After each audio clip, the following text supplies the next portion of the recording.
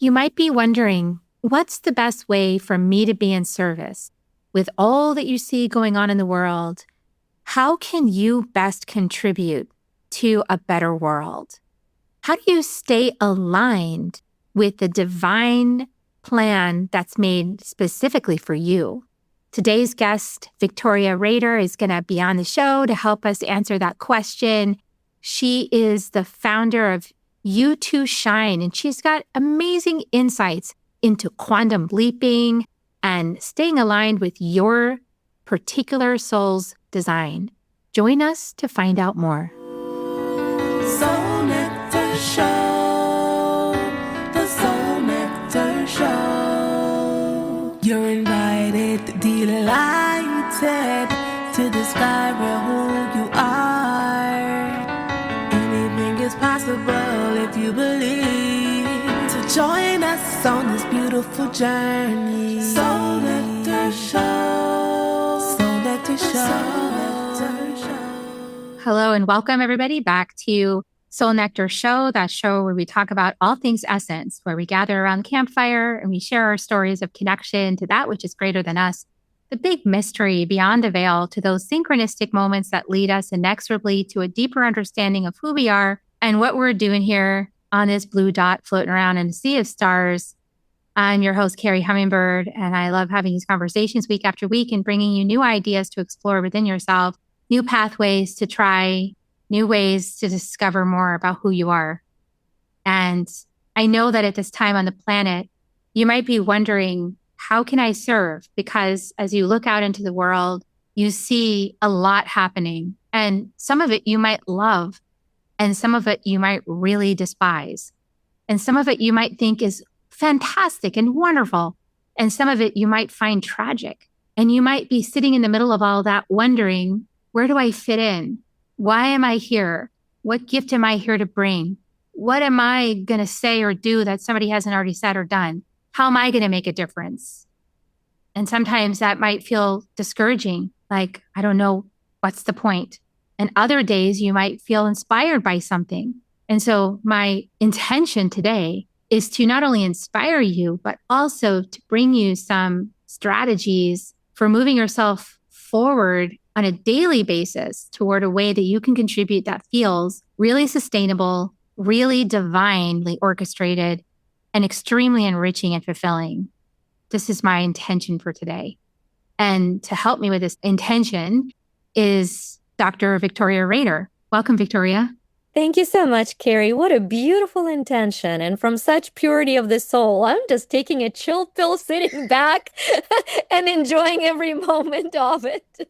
Yeah. And you guys, I met Victoria through Podcast Hosting Engine, and we had a beautiful first conversation and connection. And she's done some amazing work that I appreciate in so many areas. But the way that we initially connected was through the Gene Keys transmissions, and how she's done beautiful transmissions from a feminine perspective about each of the 64 keys. And she sent me one that is in my culture, which if you guys, I think I've told you guys this already, but it's seriousness, delight, and ecstasy. And boy, I can be in some seriousness. And when I am, it's really heavy. It's like wearing a 2,000-pound backpack and trying to stand up. You just can't. And so like bringing some more delight into things is really beautiful. And she has some amazing transmissions and realizations, revelations of her own that she got that are a great complement to what Richard Rudd is doing over there in the Gene Keys. And of course, I love the Gene Keys, as you guys know. But she does so much more than that as well. And so I really want to explore Victoria's work today. And she's the founder of You Too Shine. She's a globally recognized transformational speaker featured in Forbes and CNN, Fox, ABC, and NBC, and a pioneer of quantum personal development. She created innovative tools like the Me Journals, little m, capital E. We're going to learn out what that means. And we also have a new journal today that she's going to tell you about, as well as apps, Empower Me and Master Me. And so she's just done so amazing contribution to the collective, best-selling award-winning author. She's featured in the Zero Limits movie. It goes on and on. So just check the show notes for more information about her path. But we're going to dive just a little bit deeper in, because it feels like with all that you've accomplished and I've kind of been accused of this as well, Victoria. Some people say, well, you just didn't have any challenges in life. You just walked on the planet, just boots laced up, as my husband likes to say, ready to go. And you just started creating all this stuff. And that, I don't think that's true though, because I know my own journey. I mean, I know you're amazing. So we're gonna cover all your mastery, but like, how did you get to the place where you actually had all of this pour through you so effortlessly? There's so many starting points, I think. And when we look back at our life, things make more and more sense. I was born in a former Soviet Union, actually in Ukraine. Ukraine, at the time of recording of this episode, is year 5 of being slaughtered by an aggressive country, our neighbor. And it's not the first time in history. Every 50 years, literally every 50 years or 60 years, there is an aggression on the land. And I can tell you why. Because in our national anthem, it states Ukrainians haven't died yet. We got to change our anthem. It's the nation that's been fighting for its freedom on and off for over 900 years of its independent existence. And so I was born a Ukrainian in the former Soviet Union.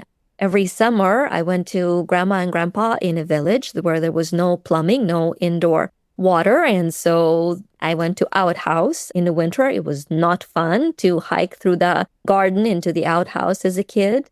And then when I immigrated to the United States, I got into real estate, was a very undercover psychic, had a lot of gifts that I've played with a lot as a kid, had some traumatic experiences with that. So suppressed it, went into real estate, got to the top of the chain only to understand that I had this crying every night because I am an extreme introvert who was in an extremely extroverted profession because I was homeschooling my kids and it was paying the bills. So 2013 rolled around and I was at the top of profession, a lot of zeros behind the productivity, 28 million pending. And every month that year, almost clockwise, I am losing a family member or a friend. Different causes, 11 deaths for 12 months. And I go through that year, and it became a year that became a catalyst to my divine calling. Because one of those moments, the third death of the year in March, my cousin drowned. My cousin that was only 2 years older, and we grew up as brother and sister because my brother is 12 years younger than me. And I remember sitting and meditating, and at that point, I'm already completely knocked off my feet with all the deaths that have happened in the family, and now it's getting closer and closer to home. And I'm sitting and meditating, and I'm taken to the moment of undeniable experience of his soul leaving his body. And I feel the wave of infinite freedom and joy and light that I cannot either explain or deny the existence of. And everywhere where there was this infinite darkness inside and heaviness, all of a sudden it's just lit up with so much comfort and peace and joy. And so as more people died that year, what I was making a commitment with every death, that now I am making a commitment to enjoy life for them. And that because I still have a luxury of taking my next breath, I am going to ignite that joy of being alive in everyone around me. And that is how You to Shine was born in November of 2013. I literally walked into my broker's office and I said, I'm done. You can have all of the listings. I'm done. And I went into complete, oh, hi, Kitty. I went into complete financial survival, walking away from a successful business to a beginner startup business in coaching and programs. But I've never looked back. So that's the journey of living the life and the joy and the commitment. And, Carrie, when the war started, when the phone buzzed the first year, I would go into complete PTSD because it was, again, what is the next death? So my soul clearly came here to learn the complete acceptance of death so that I can live a joyfully fulfilling life. And I think that is probably the main message through everything that we empower people to reclaim life and live it fully and joyfully. I love it. I mean, I love that that's the conclusion that you came to, right? Like that's where you decided to put your focus and your energy. Because it's so easy. We can put our focus and energy just about anywhere when we have that much tragedy happen around us and in our lives and our hearts are breaking. And we can choose where to place that focus. And so the fact that you chose to focus your attention and your intention on living fully on out and with the presence of death right there by your side is really beautiful. We came to a similar conclusion, that the spirit of death is a really great ally for living. It helps keep us honest. It helps us not waste so much breath on trivial matters and things that don't really sustain us emotionally and mentally. I think that's very true. And I think that it is also a catalyst for health, because if we have any hesitation about death, our bodies will follow the hesitation and prevent death and decay of the cells that must be dying off in order for us to stay healthy. So when you see the cancer, all types of cancer spiking up, and we say, yes, it is environment, yes, it is nutrition. However, it is the subconscious programming of fear of death, because you cannot, the subconscious does not understand partial. It's a yes or no. You can't say, oh, I resist death and dying, I'm terrified. And then the body says, oh, so I'm going to hold on to every sick cell and I'm going to extend its life. And so, death is such an intricate part of life, and it is so beautifully woven into it that when we literally welcome the process of death internally, then and only then can our body assimilate it so fully that it comes alive and is rejuvenated daily. So even on the, biological level.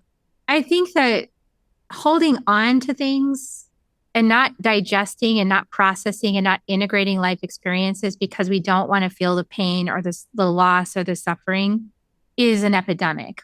So learning how to feel deeply while having the capacity to hold ourselves through those feelings, because they can be really intense whenever your perspective is only in the little M. But like when we expand, and that's that M, that little M part of me, but when we can expand into the greater sense of self that expands past this lifetime, past this incarnation, into other incarnations, into a larger, vaster self, a timeless self, that self helps the small experience, the personality, the current physical embodiment feel way less heavy in my personal experience. Like I had to get outside of the mind in order to heal myself, because I realized that the mind was trapping wounds inside, protecting it, and that it didn't have the language for what needed healing because the wounds happened when I was so small. I didn't have those words. So language wasn't going to get me, like psychotherapy wasn't going to get me there, because the wounding happened so early. I didn't have the language to explain what was happening for me and why I was scared or what was going on. So in order to get healed, then we've got to get outside the small self, which lives really in the mind, and this mind self and this projection of self into a larger, vaster understanding of self. And I think that's what your little M big E is about. Yeah. So, for some reason, what's coming through, I'll go to M and E in a second, but what's coming through, I think that's very important for somebody right now to hear, is that there is this falsity about manifestation, that it is true that dominant vibration always prevails, that what you feel is what you attract. However, I think it's very important to understand, because a lot of people start feeling human emotion, and they start fearing, like I laugh when people say, oh, I can't say that anymore because that means I'm needy. I can't say the word I need anymore. Like this psychosis around the principle. And so what I always say is that the law of electromagnetism, because the law of attraction is under the law of electromagnetism, and it has to be balanced with repulsion. If you attract, you must repulse. That's the full electromagnetic law. But the tricky part and the beautiful part, the freeing part, is that it's not what we feel. It's not that human pain or struggle or even resentment. It's what we feel about what we feel that universe reflects back. Nobody teaches that. And that is gold. So when you feel distraught that something happened, the higher witnessing power of you, then automatically will either diminish, demand, criticize, and resent that human part of you, or it'll comfort it, accept it, love it, and heal it. That is what the frequency is. It's not denying being human and practicing spiritual bypassing. It is being so vulnerably, powerfully human, and then being so vulnerably, powerfully loving of human experience that then transitions you into that spiritual realm. And so for me, the little am is that mortal matter that manifests materially. Last I checked, I do need to eat and poop. I'm sorry if it's a shocking disappointment for some light worker, but my little am must daily be nourished and excreted. I mean, it's there. And so that mortal matter, that the heavier part of us, the particles, they have been regurgitated eternally. And so they have the memory of every life in the cosmic expansion. And so it's tempting to say, just because I have a memory means I have been that. Your mortal matter has been that. That is true. But there is a greater part of you, the eternal energy, the essence of expansion, that has been present through the experience without being lost in the identity of the experience. And so when you feel whatever you feel, as you said, stepping out of it or expanding into the next higher frequency is simply inviting for that part of you that needs it most to be loved the most, not rejected the most. And that is both the process of healing and the process of manifestation and creating the most aligned life. I love that you said that, because one of the lessons I've had to learn so much in my life, because I have judgment in my purpose key, is accepting myself, right? Loving myself, having gentleness and grace for myself. And that is like warm honey. It's just so soothing and everything melts, when you actually give yourself that grace, versus like, I shouldn't be feeling this way, or I need to toughen up, and I was never really good at poker face.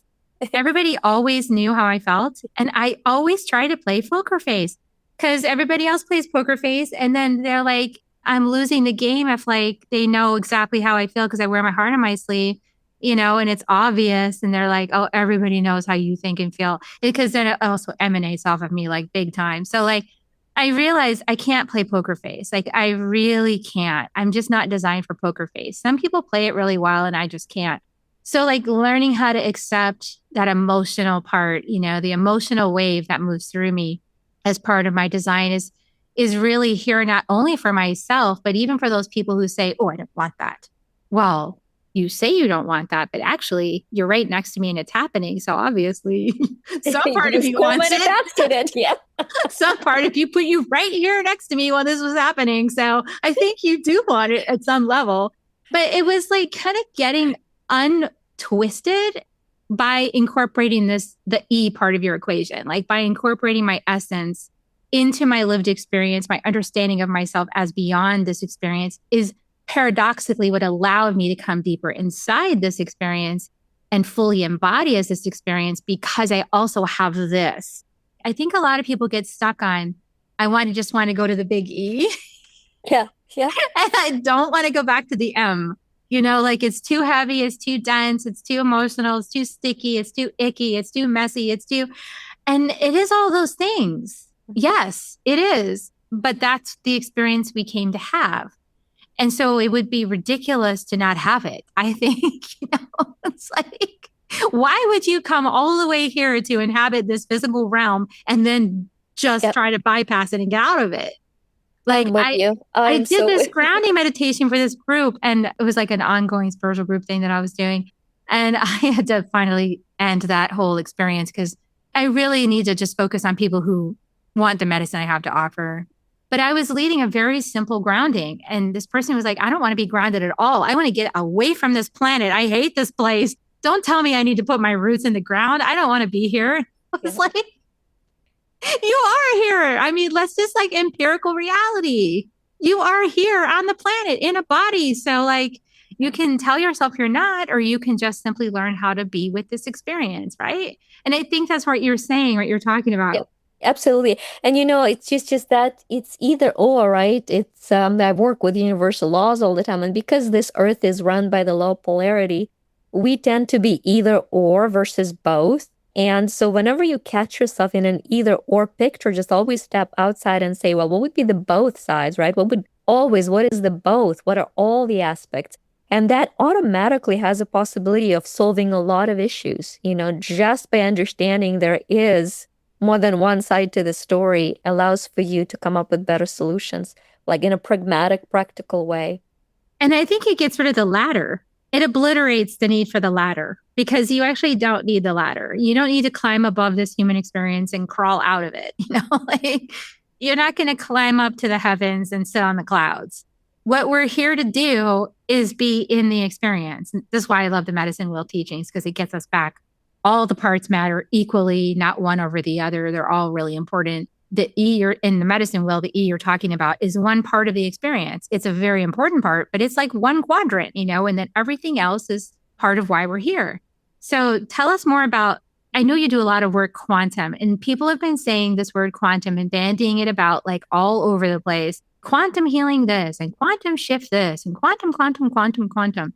And then I hear the indigenous people saying, why do you want to rush things so much? Because you're part of this experience, so just enjoy it. So where do you land in this whole, because I've seen so many takes on this quantum thing. So what's your perspective? In 2019, I had a very strong prompting to take December 2019. I had a strong prompting to take all my different programs and put them online as a subscription. And I was guided to call it quantum freedom. And if you go back, the quantum frenzy doesn't start till 2022, by the way. It's fascinating for me to watch that. And so I was guided to call it quantum freedom. So I did. And then a month later, we launched it on January 2020. 2 months later, the world shut down for COVID. And we had the best business because we were fully transitioned to support people through continual embodiment of energy healing and in practical ways as a company. And so in my case, I actually have a degree in quantum mechanics, so it's not an afterthought. Okay, so please help clarify this for everybody. So the amazing thing and the best way to simplify it is that everything that is quantum field, period. And so you could actually say a quantum refrigerator and a quantum door and a quantum dog and be right. Everybody is right. Adding the word quantum to everything actually is the true description, because underneath all of experience as observed or lived is the quantum field of possibility. So we are all a part of a vibrating matrix of energy. That energy has infinite possibility of expression. The way we observe reality locks us into that quantum version of reality. Shifting the way you perceive reality and imagine it is what people call quantum jumps your lines, if you choose to do so.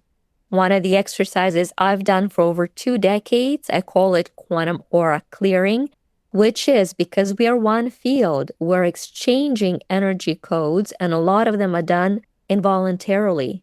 You could go to bed in a good mood and you wake up feeling like crud and you're like, what happened? I mean, and a lot of things could have happened. It could have been that your higher self has done some healing across the globe while you were asleep, or it could have been because we're one field.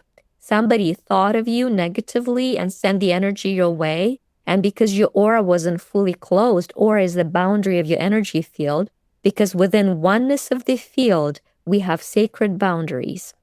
And both need to be in perfect balance. We are one, not through disappearing, but through appearing in our fullness. The more we appear in the fullness that we are, the more we experience oneness. It's difficult for the brain to understand it, which is why a lot of very talented, empathetic people attract narcissistic experiences, because they have a violation of a boundary.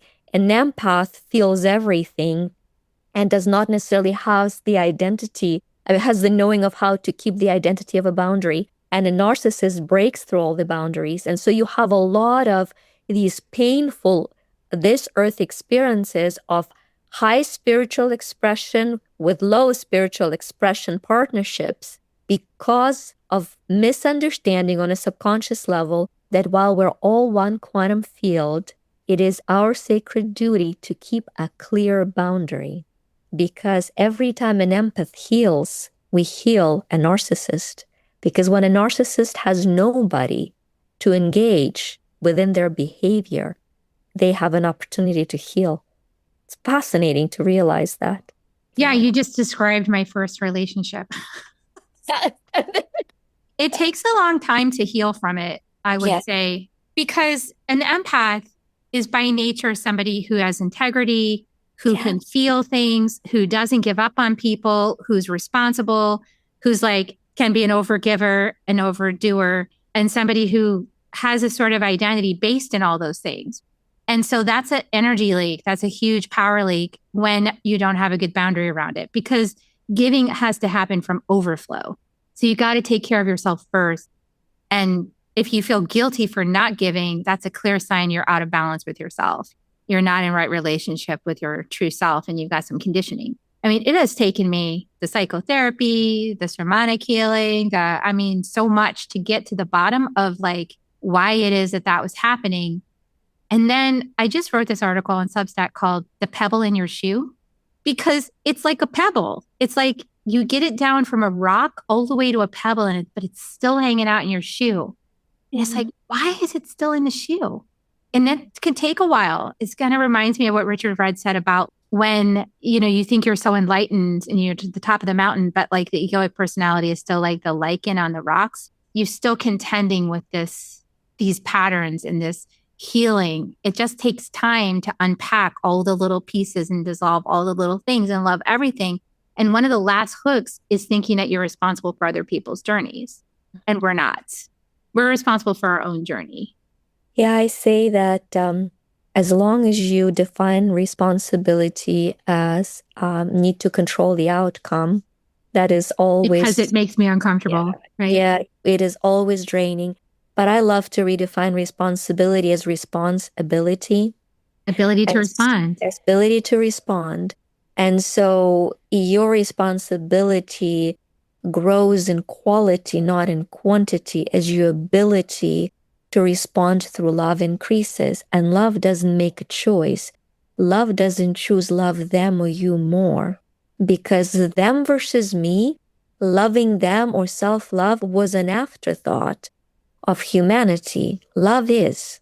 When love is present, you don't think in terms of self-love or others' love, because you're in love, which means the boundary is immediately established and you honor what is best for all involved. Because it's not best for us for us to enable a monster. It really is not the best for them. Not best for the kids. It's not the best for anyone. For anybody. Yeah. You've got to. And that's the journey. And so it's like, and then being kind with yourself, because your responsibility might be different. Because once again, different days have different signatures. And we haven't even touched the whole cosmic movement. I mean, oh my goodness, there's more. We're affected by the moon. Okay, we know that. Yeah. How about all of cosmos? All of us are affected by all of cosmos all the time. It's just the fact. Whether we understand, know, and study it, or we're just simply subjects to that. But there are days when no matter what you do, your energy will be lower, because somehow Saturn is crawling through your house of energy or whatever, right? I'm speaking. Or my favorite would be Pluto, but yeah. Pluto was the one thing, speaking of Pluto, the one God's grace, and I say God, greater world designer. I don't mean for the word to trigger anybody. I'm trying to heal that word. So, one of the God's graces in 2013 was that just prior to the year, I get my chart reading from one of my favorite friends. And speaking of Pluto, he said the Pluto is there present through the whole year. So you will probably say a lot of goodbyes. Just knowing that there was a divine timing for every one of these goodbyes brings infinite peace. Now, with all the work that I've done, I now know without a shadow of a doubt that the moment of the first breath and the last breath is in the matrix of the existence, and it is locked in. And the thing is, when somebody departs physically, it's so easy to let go. But like when you have an ongoing family, and I know a lot of people that have this situation, right? They've got family situations right now where they've got somebody that's like the pebble in the shoe, and they don't know how to be loving, how to show up loving with this person who's just kind of digging in and refusing to crack open. That's just their path. Maybe they're just meant to stay the pebble. I don't know. Maybe that is their divine calling. Who knows? But like, I think what you're saying is like the first thing is like we've got to honor the truth of things, which is love. But love doesn't mean like being a doormat for somebody. Love doesn't mean staying silent when something needs to be said. Love doesn't mean any of that. And love also doesn't mean like forcing someone to forgive and reconcile when they're not capable of that for whatever reason in this lifetime. We don't know why. I love Einstein's quote. He said, make things as simple as possible and not simpler. That's how I live and build my business. Make it as simple as possible, but not simpler. And so we've simplified love to life, originating, vibrant emotion or energy in motion. That's what love is, which is why you hear God is love, universe is love. It's life, originating, vibrant emotion. So if it adds to life, if it expands life, if it breathes life into you, that is love. If it robs life, if it violates life, the kitty's like, I want to talk about He really love. wants to be part of this episode, you guys. I've been trying to hold him off the whole time. No, he should. He absolutely should. He's like, I love this. And that's it. Yeah. And it's that simple, you know. And so when somebody abusing you and tells you that it's love, you can ask yourself, am I expanding? Is my body breathing? Is my life breathing? Is there more life? Because if there is more life, it's love. Like he's bringing love right now. He's bringing love. He's just expanding it. So yes. What's his name, Carrie? What's your kitty's name? His name is Sensei. Oh my gosh. Yes, master. He is a total master. He is a master. Yeah, he is. That's why his name is Sensei. So sweet. He's giving me his left hip. His left hip needs a little bit of healing. That's what we're going to do for him since he's here already. That's really cool. I mean, I think what the thing I love the most, the thing that brings me the most aliveness is when there's expansion and alchemy and transformation. And when stuck areas move, like when stuck areas move and they soften, dissolve the stuck, hard, little craggy places, and then everything turns into a glowy flow. That's my thing. I love that. I love when that happens. And so I think that's why I get fixated on the pebble in the shoe, because it's like it doesn't want to be dissolved. It doesn't want to flow. It doesn't want to glow. It's like what do you call that when they won't accept water? It's like the thing that the dirt is so hard and so cracky and so that it wants the water, but it literally can't receive the water. And I think there's a lot of people like that in a lot of people's family systems right now. You know, what I've come to understand is that when things are persistent, it's because we learn more virtues through them than through anything else. So a very practical approach would be to sit down with a pattern that is repetitively a pebble in the shoe and ask yourself, what are all the positive lessons I'm learning? What is the positive undercurrent I'm getting? And finally, what are all the virtues I'm developing? Because usually the persistent pain is the greatest master. And once you understand all the lessons, then you can commit to your creator, however you address God. You can commit and say, I'm ready to be learning these from the Spirit directly or from God directly by passing this experience as a master. But until we know what we're learning, we will repeat it, we will recreate it. And very often, what would be a good example? Usually, very, very often, we're learning the opposite of what we're experiencing. So if we're experiencing agitation, we're learning inner peace. If we're experiencing loneliness, we are learning how to belong. Very often, the lesson is the absolute opposite, and we don't know how to learn it without the low polarity through the alignment. So, speaking of which, I told you I'm so thrilled that you and I have scheduled this beautiful conversation and rescheduled it, and things moved around. And just last week, so for 2 decades, I have lived what I call a quantum alignment. And so last Sunday, I woke up and practiced this daily alignment practice that I have. And the answer came in immediately. You need to create Quantum E Journal, which is this very practice that you've benefited for 2 decades and you've created lots of miracles. Wouldn't be nice to like gift it? And so I personally don't work on Sunday. It's my sacred day of rejuvenation. It's family, it's spiritual practices. And so I haven't worked on Sunday pretty much ever. But the feeling came in, it isn't a work, it's sacred offering. You're going to create it today. And so on Sunday, I channeled and created the journal. Monday, Tuesday, my team in Ukraine have created the typeset and the cover. On Wednesday, we did second revision. We submitted it over Thursday, Friday, and it was the busiest week of the year for me because I was doing a butterfly fundraiser for Cold to Rescue. By the way, we raised like $36,000 doing a business fashion show for a charity that rescues kids from human trafficking. We took the darkest of subjects and did it in the lightest of ways, and it was gorgeous. So that week, I'm like, I don't have time for this as I'm creating it. Long story short, that journal took its first breath today, Carrie. I mean, I want to celebrate with you that. That's amazing. Congratulations on that. Thank you. And so what I want to offer is that what the journal itself, as you've mentioned so beautifully, it's the process of expansion. So what the journal is, it first takes you through a practice of daily grounding. It's minutes to do. I've actually recorded a video for anybody who wants to hear it. It's on YouTube. And so it's the grounding of your aura, cleansing of the aura, and then matching the blueprint of the highest expression of a God vision. Once again, great overall designer's vision for you for the day. And you match it into your aura. And that quantum leaps you into the highest probability of a quantum field for the day. And then you expand it through the day and you see where it goes, where it's needed most.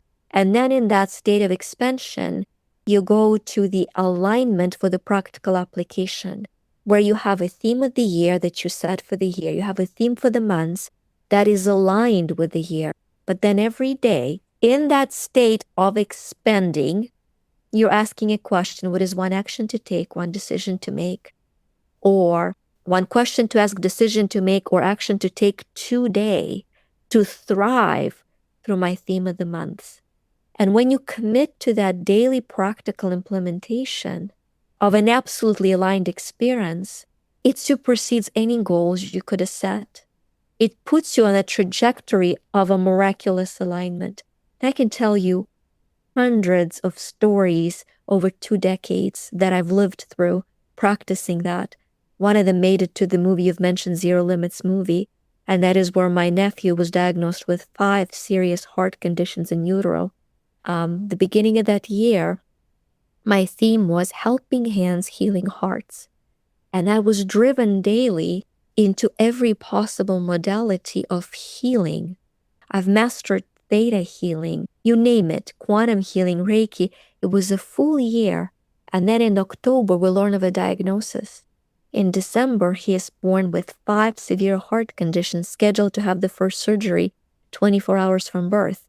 He has a complete coarctation of the artery, which means there's no oxygen that is reaching the heart. He has 2 valves that are open, not closing. He has a hole in the heart and the murmur in the heart. And so all that preparation, I was first working and healing my brother and my sister-in-law for the genetic to move within the baby. The long story short, we avoided the first surgery and were released to go home from the hospital, and a second and a third. And after 11 months of healing, all of his heart conditions were healed. And his file actually says medical miracle. It's the most poignant, close to home experience for me. And he's 9 now. I just went to his recital on Father's Day. Oh, that's beautiful. And so that's more of a poignant, powerful story, but there's so many little funny alignments. And so I'm really excited about this journal and what it'll do for any soul seeking to live in divine alignment with their purpose. Yeah, I think daily practice, any daily practice that you can take on, you guys, is a really good idea, because the alignment isn't a one-time set it and forget it, because things are in motion, things are moving, things are always constantly changing. Every single change we make inspires thousands, trillions of other changes.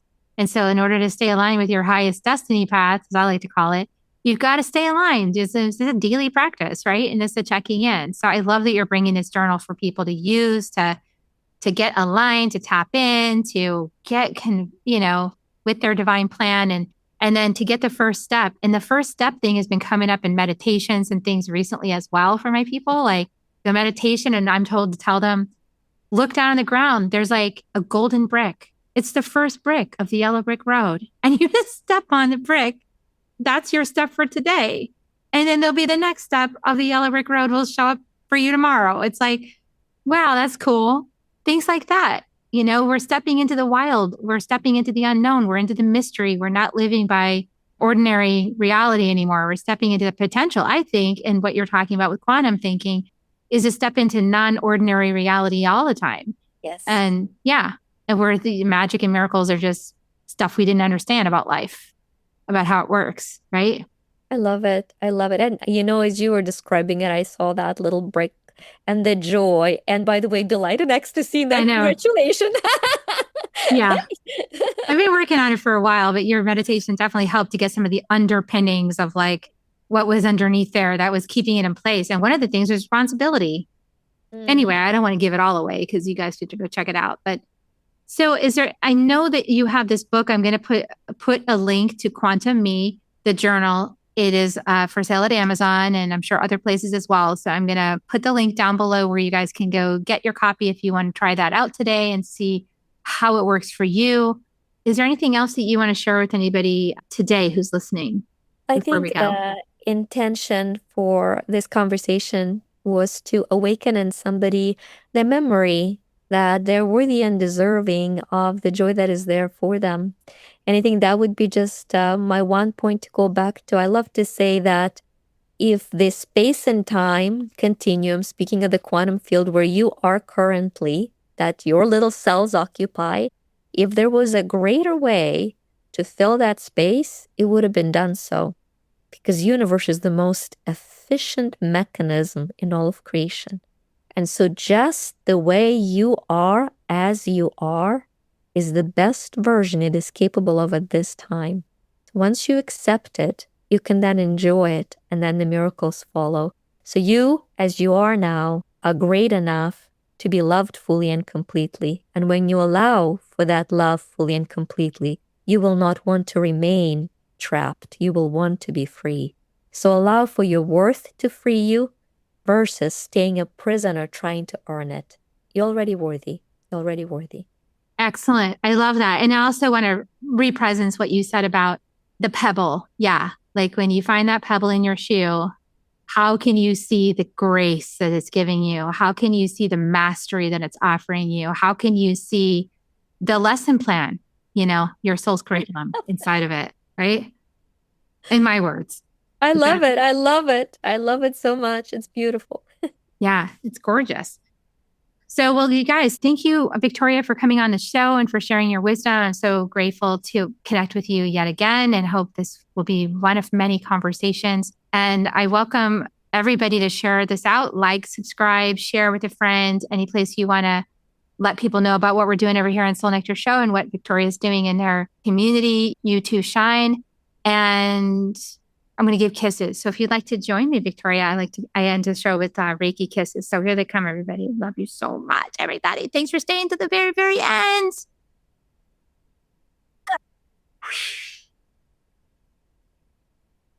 And we'll see you next time on Soul Nectar Show. Bye for now. If you found even one gold nugget in this episode of Soul Nectar Show, will you do us a favor? Will you subscribe, like, and share this episode? Maybe even write a comment and let us know what you thought about it. We really, really want to engage with you at a much deeper level.